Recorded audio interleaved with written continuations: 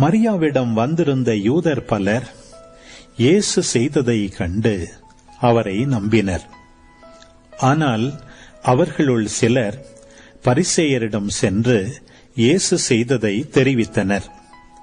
தலைமை குருக்களும் பரிசேயரும் தலைமை சங்கத்தை கூட்டி, இந்த ஆள் பல அருமடையாளங்களை செய்து கொண்டிருக்கிறானே, என்ன செய்யலாம்? இவனை இப்படியே விட்டுவிட்டால் அனைவரும் இவனிடம் நம்பிக்கை கொள்வர்.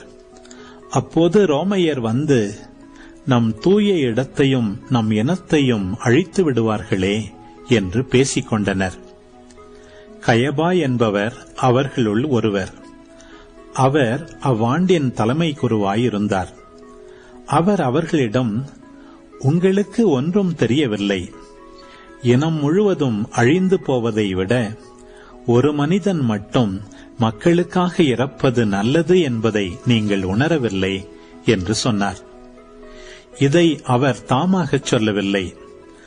அவர் அவ்வாண்டின் தலைமை குருவாயிருந்ததால் இயேசு தம் இனத்திற்காகவும் தம் இனத்திற்காக மட்டுமன்றி சிதறி வாழ்ந்த கடவுளின் பிள்ளைகளை ஒன்றாய் சேர்க்கும் நோக்குடன் அவர்களுக்காகவும் இறக்கப் போகிறார் என்று இறைவாக்காகச் சொன்னார்.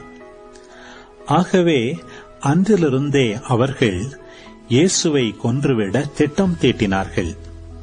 அது முதல் இயேசு யூதரிடையே வெளிப்படையாக நடமாடவில்லை. அவர் அவ்விடத்தினின்று அகன்று பாலை நிலத்திற்கு அருகிலுள்ள பகுதிக்கு போனார்.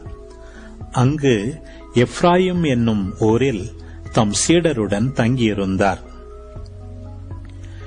யூதர்களுடைய பாஸ்கா விழா அண்மையில் நிகழவிருந்தது.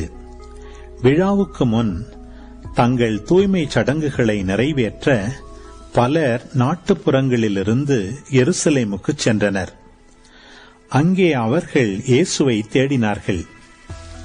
அவர் திருவிழாவுக்கு வரவே மாட்டாரா?